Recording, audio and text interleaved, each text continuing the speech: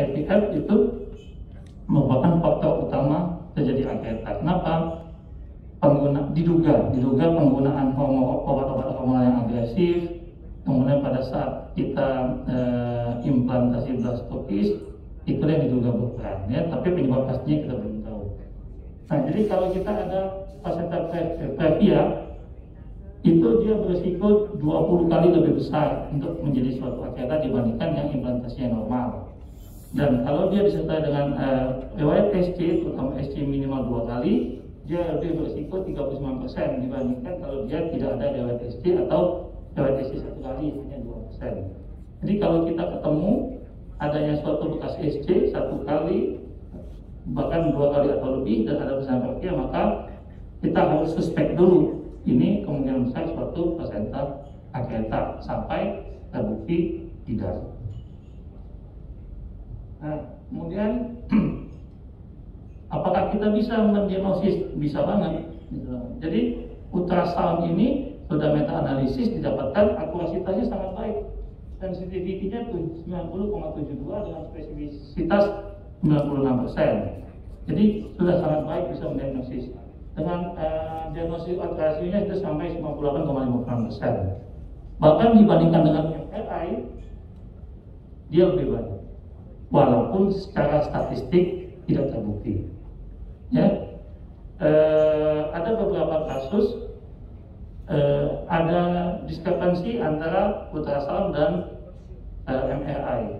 Ternyata ultrasound lebih superior. Itu 5 kali yang tepat ultrasound dibandingkan yang MRI itu yang benar 2 kali. Ya, jadi dengan ultrasound yang simple ultrasound yang 2D grayscale itu sudah bisa mendiagnosis placenta akheta.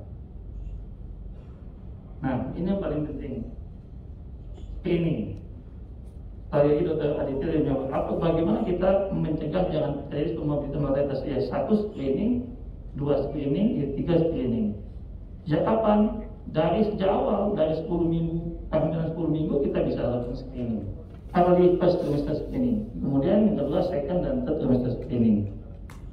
Untuk first trimester screening, yang dilihat yang paling penting tadi disampaikan ada nggak NISE yang pertama. Kalau dia sebelum hamil ada nggak NISE? Kalau dia ada NIS, hati-hati. Kalau dia hamil, identifikasi di mana letak gestational sac. Saya mungkin tidak akan bahas secara detail ini karena nanti Dr. Feby yang akan menjelaskan bagaimana kita mendiagnosis cesarean scar pregnancy dan menjadi faktor risiko utama terjadi suatu placenta akheta. Saya akan lanjut ke second and third screening.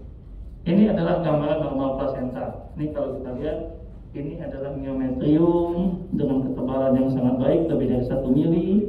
Kemudian ini ada clear zone, kalau kita lihat batasnya jelas antara implantasi placenta dengan myometrium. Kemudian parenkim placentanya sangat baik, homogen, tidak ada lakuna, ya.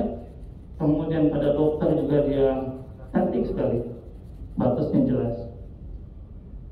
Terpisah. Inilah normal placenta. Nah, ini dari Vigo 2018. Jadi kalau kita dapat kasus BSC misalnya, kemudian ada previa, apa sih yang harus kita cari? Ini, yang pertama, ini namanya ultrasound, pemeriksaan ultrasound yang diperiksa pertama adalah ada tidak placenta lacuna. Jadi placenta lacuna, kalau kita mendapatkan adanya suatu placenta lacuna, maka sensitivitasnya dan spesifisitasnya 77,4 dan 90% untuk tertegaknya diagnosis suatu akheta atau BSD. Kemudian kita nilai bagaimana ada tidak clear zone yang menghilang. Kita lihat batas implantasi antara myometrium dan batas implantasi placenta, ada nggak gambaran clear zone? Kalau dia hilang, ada gambaran yang hilang, maka 66 sensitivitasnya untuk AKT ASD dan 90% spesifisitasnya. Kemudian dilihat juga bagaimana interface permukaan antara dinding belakang vesika dan dinding terluar atau serosa daripada uterus. Kalau dia reguler, tampak dia seperti 2 garis hiperekoik yang tegas, maka kemungkinan tidak ada akheta. Tapi kalau dia ada hilang, batas antara uterus dan bladder interface-nya, kita curiga itu suatu PASD. Kemudian cek lagi satu lagi ke dapur abnormalitis. Kita lihat ada tidak region vessel, ada tidak hipervascularisasi dan lain sebagainya. Nanti kita akan bahas satu-satu. Untuk MRI nanti mungkin dari bagian radiologi yang akan melihat. Nah ini apa yang harus kita periksa kalau kita melakukan diagnostik PASD. Tadi sudah saya sebutkan ada tidak clear zone yang menghilang, kemudian ada tidak lakuna yang abnormal. Lakuna kalau dia normal itu biasanya ukurannya kecil-kecil dan jumlahnya di bawah 6. Jadi kalau kita dapat ada lakuna kayak bolong-bolong gambaran cheesecake pada plasenta, kalau dia 2-6 kemudian ukurannya kecil dan reguler, itu kemungkinan itu suatu normal lakuna. Ya, harus kita bedakan dengan kista plasenta. Ya, pada kista plasenta dia bulatnya seperti gambaran cheesecake benar. Kalau ini tidak, dia darah yang terperangkap di dalam rangkaian plasenta. Kemudian bagaimana ada tidak interupsi atau gambaran bladder interface dan uterus yang terputus. Ketebalan miometrium yang normal itu lebih dari 1 mili. Kalau dia kurang dari 1 mili itu kita curiga suatu PASD. Kemudian ada tidak plasenta bulging. Jadi pada gambaran di vesika ada penonjolan dari plasentanya, kemudian vokal ekogenik mesh, dan kemudian kita lakukan pemeriksaan pada Doppler. Ada tidak hipervaskularisasi di vesika, di retroplasenta, kemudian ada tidak bridging vessel, kemudian kita nilai ada tidak aliran darah yang menghubungkan antara placental bed dengan lakuna. Kita akan lihat satu. Nah ini loss of endometrial clear zone. Ini kalau kita lihat, ini kepala janin, ini vesika, ini plasenta. Di sini kelihatan dia clear zone yang jelas. Begitu di titik ini, blur dia, hilang. Nah inilah dia, loss of endometrial clear zone. Kemudian yang ini myometrial thickness. Myometrial thickness yang kita ukur, nyalain di sini. Ini clear zone-nya, nah ada bagian tipis di antara sini. Ini serosa daripada uterus, ini serosa daripada vesika yang diukur yang di sini. Yang titik kuning kecil ini, itu adalah myometrial thickness. Kalau dia kurang dari 1 mm, hati-hati, ada kemungkinan bisa terjadi PASD. Kemudian abnormal placenta lacuna. Ini kalau kita lihat di bolong-bolong kayak gambaran keju. Keju kalau di film kartun untuk menjahit kan kayak gitu bolong-bolongnya. Dia bentuknya bizarre, besar-besar lebih dari 6. Ini yang normal seperti ini. Normal atau grade 1 seperti ini. Ini grade 2. Grade 2 itu 2-6 tapi ukurannya ukurannya hampir sama. Sedangkan ini grade 3 bentuknya tidak beraturan dan besar. Dan ini hampir semua literatur mengatakan prediktif yang paling baik untuk plasenta kita. Jadi kalau kita ketemu yang kayak gini, hati-hati. Ini bukan PASD. Kemudian ini bladder wall interruption. Kalau kita lihat ini dinding belakang vesika, ini serosa, mestinya dia ada 2 garis seperti yang tadi, ada dua garis yang tegas. Nah, ini kan jelas ya. Pada yang interupsi seperti ini, ada yang putus, itu suspek. Kemudian ada placenta bulging. Kalau kita lihat nih ada yang ngomong nih, nomor bagian placentanya. Dan ini focal extrahepatic mesh di bagian placenta yang menongol sampai ke intravesical. Kemudian pada dokter yang kita lihat ada tidak hipervaskularitas baik di ultravesikal junction maupun di retroplasenta. Kalau kita dapat gambar yang sangat ramai seperti gambar ini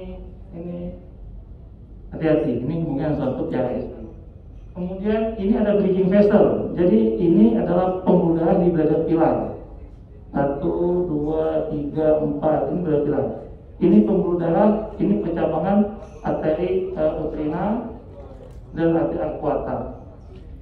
Di sini ada nyambung dia.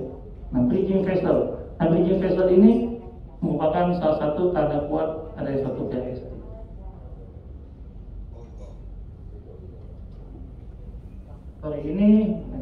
Ini placenta lacuna figure vessel. Jadi ini ada lakuna, ini basal placental bed, dia sampai ngisi nih, penuh dalam lakuna. Nah ini patognomoni. Dalam scoring pasien PASD, skor ini adalah poinnya 3,5, paling besar. Ini gambaran 3D, just penuh saja mungkin ya. Jadi kita lihat memang dia ramai sekali. Kalau kita cari jadi ininya, soalnya ini kita lihat ada tidak parameter invasion, apakah dia sudah menginvasi ke parameter kanan kiri. Kita ada satu kasus ke dinding posterior daripada uterus ke kapung 12, untungnya dia tidak menginvasi sampai ke usus. Kita kasus yang sampai psikatrik pada vesika ada 3 kasus kita sampai kita bongkar bladder dome-nya, kita potong, jadi kita reduksi vesikanya hingga menjadi 40% saja tinggal kapasitas vesikanya. Ada 2 kasus. Nah sekarang dokter sebagai modalitas diagnostik, dokter sebagai sangat baik, itu sensitivitasnya hanya sampai 90-100% dengan spesifisitas 91 sampai 100%. Namun ini biasanya dilakukan oleh FPOG yang terlatih. Jadi kita sampai ikut 3 kali pelatihan PASD di Surabaya 1, 2, 3, baru kita bisa dapat level kompeten untuk melakukan pemeriksaan dokter. Dan direkomendasikan ini yang paling penting, operator USG itu sebaiknya juga ikut operasi. Jadi kita bisa melihat benar tidaknya diagnosis kita. Nah ini sekarang kita udah tahu nih apa yang harus kita cari. Sekarang bagaimana kita mau memprediksi ini kemungkinan akan PASD atau tidak. Jadi ada scoringnya. Ini salah satu jurnal yang baik dan kita sehari-hari menggunakan sistem scoring ini. Karena menurut kita ini sangat baik untuk memprediksi suatu PASD. Jadi kalau kita ada riwayat 2 kali C-section, maka nilainya kita kasih nilai 3. Kemudian lihat lakunanya. Kalau lakunanya dia 3, maka nilainya 3,5. Jadi kalau 2 ini saja, dia sudah 6,5 nilainya. Kalau dia 6,5, lihat di sini lebih dari 6. Kalau lebih dari 6, probability-nya 83%. Artinya apa? 83% kasus ini adalah suatu PASD. Bukan severitas ya. Seringkali disalahartikan bahwa kalau 83% berarti 83% tingkat keparahannya. Tidak, tapi probabilitas terjadi suatu PASD itu 83%. Sedangkan untuk severitas seberapa jauh invasi itu sampai sekarang kita belum dapat toolnya. Itu lagi dikembangkan oleh teman-teman di Surabaya. Kemudian kalau dari nilai ini, PRI indeks ini, yang paling patognomonik untuk memprediksi PASD adalah lakuna grade 3. Dimana kalau kita temukan lakuna grade 3, maka odds rasionya 10,8. Nomor 2, jumlah C-section. Kalau jumlah C-sectionnya lebih sama dengan 2 kali, maka dia 9,6 kali lebih berisiko untuk PASD. Bagaimana di Indonesia? Ini teman-teman di Surabaya sudah melakukan penelitian. Kalau di Surabaya dia berbeda. Di Surabaya, kalau yang tadi lakuna grade 3, kalau teman-teman Surabaya, placenta previa yang nomor 1. Jadi kalau dapat placenta previa BSC, ini gandas BSC placenta previa, maka dia patognomonik untuk curiga suatu PASD, kemungkinan besar PASD. Kemudian ada tidak yang berada ruang intrusi dan hilangnya clear zone. Ini hasil penelitian teman-teman di Surabaya. Bagaimana di kita? Kita lagi bikin scoring UNSI namanya. Kasus kita sudah 80-an kalau salah. Tahun ini bulan 2 ini ada 3 kita PASD. Nah, tapi ini lagi jalan penelitiannya oleh adik kita Dr. Alia. Nanti dalam tesis nanti akan disampaikan dalam bentuk tesis. Nah, sekarang bagaimana menurut Vigo? Ini klasifikasi Vigo 2019. Jadi Vigo membagi atas 4. Itu placenta previa spektrum grade 0, 1, 2, dan 3. Kalau pada grade 0 ini dikatakan dia normal. Pada grade 1 kita dikatakan dia grade 1 kalau dia menemukan ada suatu placenta lakuna, hilangnya clear zone, dan adanya intrusi bladder wall. Kita dikatakan grade 2 menurut Vigo kalau didapatkan grade 1 PAS 1 disertai dengan hipervaskularitas ultravesika. Sedangkan grade 3 itu yang lebih berat lagi, itu dikatakan dia adanya increased vascularity in inferior part of lower uterine segment hingga ke parametrium. Ini staging menurut minggu 2016. Sekarang intraoperatif. Bagaimana kita mendiagnosis intraoperatif? Diagnosisnya sangat dinamis. Pertama kali dikenakan oleh Palacio 2004. Dia hanya membagi dua awalnya, vokal atau diffuse. Dikatakan vokal kalau dia kurang dari 50%-nya, dengan diffuse itu lebih dari 50. Kemudian berkembang lagi. Ini tahun 2012 ya. Kemudian klasifikasi klinis menurut International Society of Invasive Placenta Acuata. Dia katakan placenta acuata ada 3 stagingnya. Placenta acuata sederhana kalau dia hanya menembus myometrium saja, tapi tidak sampai menembus serosa. Kemudian kalau 2, dia sampai increta percreta, tapi hanya terbatas pada serosa saja. Sedangkan yang ketiga, dia sampai keluar uterus, tapi ini tidak disepakati sebagian besar RTC. Jadi ini tidak dipakai saat ini. Nah, kemudian Palacios memperbaiki klasifikasi 2004-nya. Ini dia menjadi type 1, 2, 3, dan 4. Nanti bisa dibaca slide. Ini adalah klasifikasi Palacios 2012 sebelum nanti mengikuti klasifikasi berdasarkan PICO 2019. Nah, sekarang postoperatif. Postoperatif dioperasi tisu handling PA. Dilihat apakah memang terbukti acuata atau tidak. Jadi ini yang uniknya. Kalau selama ini PA itu kan gold standar, tapi pada acuata berdasarkan penelitian Bidaeto dan kita juga sering mengalami seringkali diskrepansi.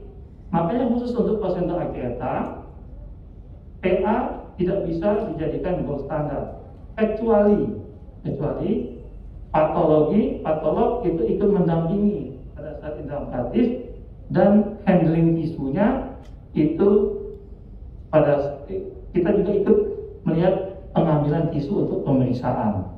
Ini sudah kesepakatan. Jadi untuk placenta acuata tidak bisa dijadikan gold standar untuk patologi anatomi karena tergantung pada pertama kemampuan dokter patologi itu sendiri, teknik pemotongan dan teknik operasinya. Dan seringkali satu placenta itu lebih dari satu jenis invasi. Misalnya pas dia motong di placenta yang adesiva misalnya, yang nggak dapat acuata, sedangkan yang titik. Seringkali kan kita sering peralatan hepatan. Pada saat yang memang yang benar-benar increta acuata itu, pada saat ini dia tidak terambil dengan sempurna, sedangkan titik itulah yang harus diperiksa pada kajian patologi anatomi. Nah, itu ada usulan, tapi saat ini masih belum kesepakatan untuk PA mendampingi pada saat operasi. Dan PICO klasifikasi 2019. Jadi PICO dia mengkombinasikan adanya temuan screening preoperatif didapatkan ini, dia pas 0 kalau dia tidak ada tanda invasi, kemudian pas 1 kalau ada lakuna clear zone, kemudian ini. Nah, kalau dia ada temuan preoperatif diikuti penggunaan histopatologi, misalnya preoperatifnya pas 0, tapi pada histopatologi dia placenta previa tanpa placenta acuata spektrum, maka dia figurnya figur grade 1 atau 2. Inilah staging berdasarkan PICO 2019. Kalau dia pada saat screening dapatkan placenta acuata spektrum 1, kemudian pada histopatologi didapatkan konfirmasi placenta acuata atau increta, maka figur grade-nya figur grade 3. Inilah cara staging placenta acuata spektrum menurut PICO 2019. Ini keterangan yang tadi secara detailnya. Pada PICO 1 itu normal, jadi implantasi normal. Pada PICO stadium 2 itu placenta aspirasi, tapi tidak seluruhnya, tidak semuanya acuata, tidak semuanya morbidly adherent placenta. Kemudian PICO stadium 3 dia semuanya merupakan adherent placenta, jadi tidak ada aspirasi placenta spontan, sehingga semuanya dibutuhkan untuk manual placenta. Itu stadium 3. Stadium 4 dia menginvasi serosa, Tapi batas antara uterus dan vesika itu masih bisa diidentifikasi. Itu berdasarkan stadium 4. Stadium 5, vesika dan uterus tidak bisa diidentifikasi, dan yang 6 yang paling berat, dia sudah menginvasi organ selain daripada vesika. Ini stadium Vigo 2019. Ini rekomendasi. Sekarang apa rekomendasi Vigo? Ya screening, kesimpulannya sama seperti tadi, screening. Kapan? Sedini mungkin, mulai dari first trimester. Ada nggak NISE sebelum hamil? Ada nggak NISE? Kalau sudah hamil first trimester pertama, di mana lokasi GS? Di mana arah tumbuhnya tropoblas? 2-3, lakukan pemeriksaan marker PASD. Ini resumenya. Take home message kita, jadi PASD ini penyakit karena kita, iatrogenic disease, highly morbiditas, mortalitas tinggi. Yang paling penting screening, diagnostik, screening preoperatif, dan baiknya dilakukan di rumah sakit tersier yang memiliki satgas wanita atleta. Terima kasih. Mohon maaf.